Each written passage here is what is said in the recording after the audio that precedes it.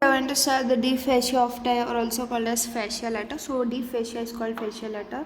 This one which you can see here, this is called as fascia lata or the deep fascia of leg, you can see.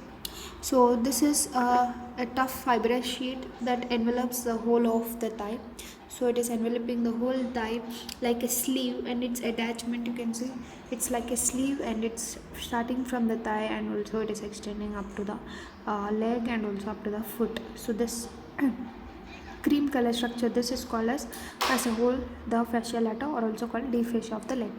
So if you check superiorly it is attached to the boundary line between the lower limb and also pelvis, and anteriorly it is attached to the inguinal ligament. So you can see this is the inguinal ligament. So anteriorly it is attaching to the inguinal ligament, laterally to the iliac crest. Of course, this is the iliac crest.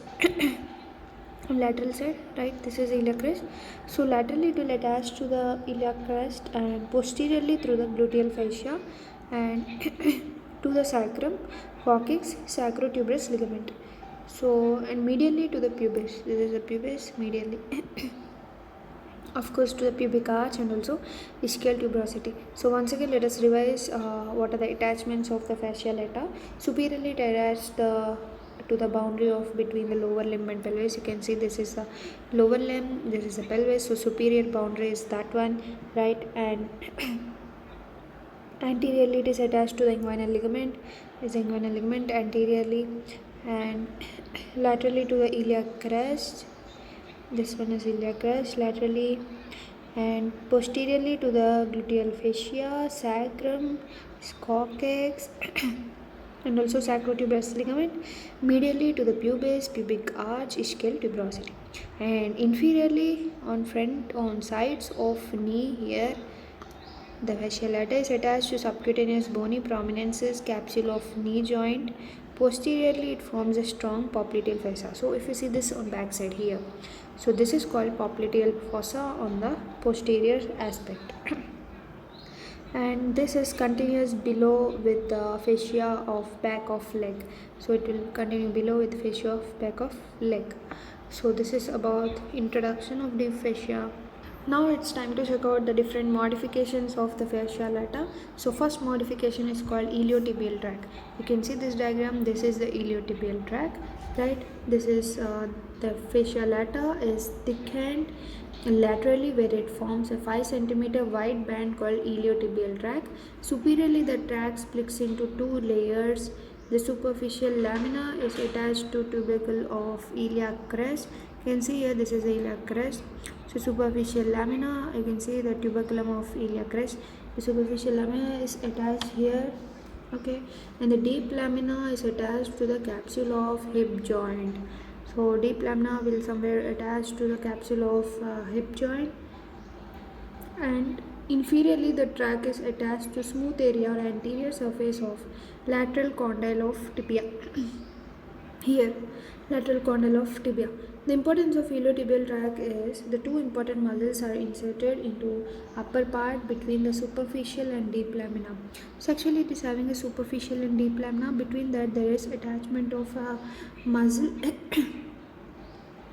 These are 3/4 part of gluteus maximus and tensor fascia lata. I will show another diagram.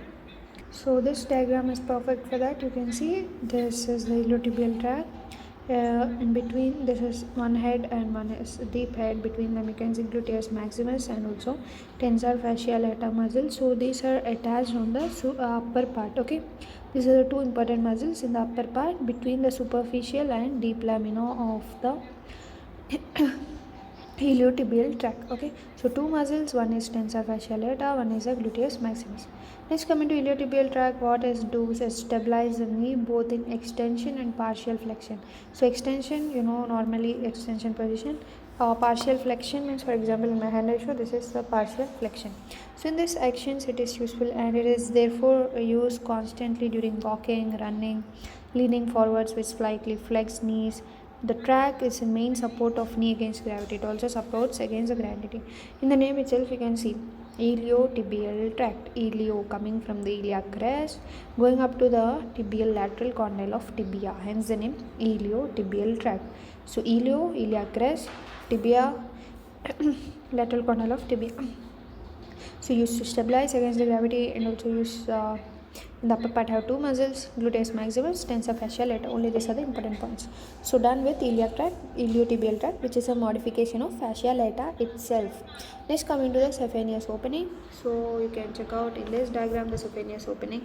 This point, this is the saphenous opening. So it is an oval opening in the fascia lata. The center of opening is 4 centimeters below and 4 centimeters lateral to pubic tubercle. You can see this is the pubic tubercle. So just 4 centimeters to lateral to it, you have the saphenous opening, right? It is 2.5 centimeter long and it's broad along its long axis. It's directed downward and laterally. This opening has a sharp crescentic lateral margin or falciform margin which lies in front of femoral sheath. So it is having a falciform margin which is just in front of the femoral sheath. The medial margining of opening, medial margin is this side, right? The medial margin of opening lie deeper level. It is formed by fascia overlying the pectineus muscle, and the fascia passes behind the femoral sheath. So this fascia lata, is passing behind the femoral sheath. That is important to remember, okay? And next to the saphenous opening is closed by cribriform fascia which covers opening. Actually, this saphenous opening is covered up by cribriform fascia. Done. So now coming to the intermuscular septa. So for that again we need to see another diagram. So this diagram is perfect for intermuscular septa. Actually this septas divide the thigh into 3 compartments. So what are those 3 compartments? You can see here this is the anterior compartment, this is a medial compartment, and this is a posterior compartment. So 3 compartments are formed mainly by 3 septas. So let us see what are those septas. The lateral intermuscular septa. You can see on the lateral side this is the lateral intermuscular septa. Which is thickest of this septa, extend from iliotibial tract to the lateral lip of linea aspera. So from the, you can see here this is the femur bone, right? So here you will have the linea aspera on the posterior aspect if you remember, right? So this lateral intermuscular septum is coming from the iliotibial tract.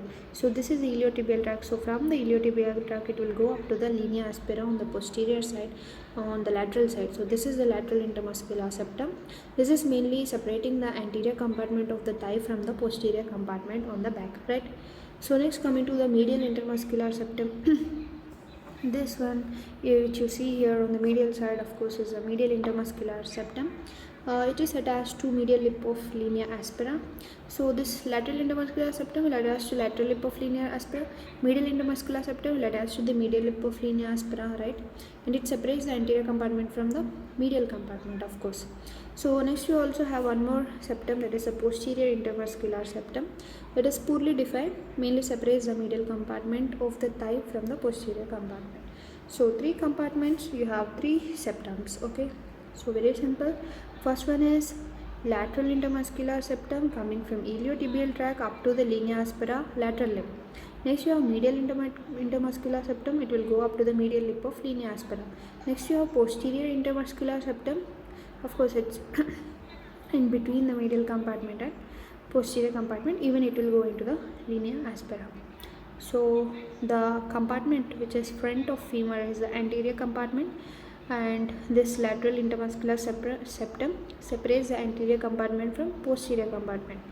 Medial intermuscular septum separates the anterior compartment from medial compartment according to the name. Medial intermuscular septum differentiates the anterior compartment from medial compartment. Lateral intermuscular septum anterior from posterior. Posterior interventricular septum posterior from medial. So this is also according to name. Only the lateral one is not according to the name. It separates anterior from posterior. So the 3 compartments are anterior, medial, posterior. The 3 septum are lateral intermuscular septum, medial intermuscular septum, posterior intermuscular septum.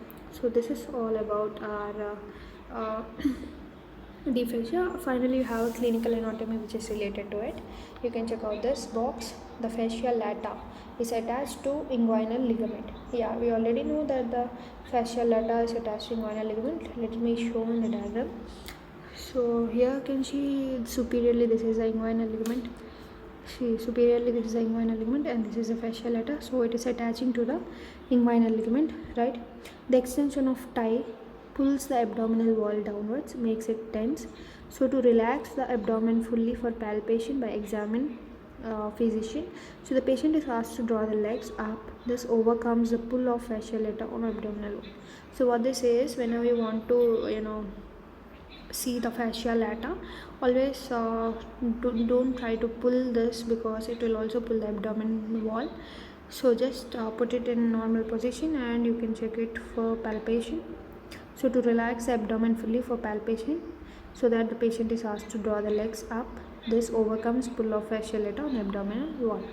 So by this we completed the deep fascia. Next we'll start with the femoral triangle.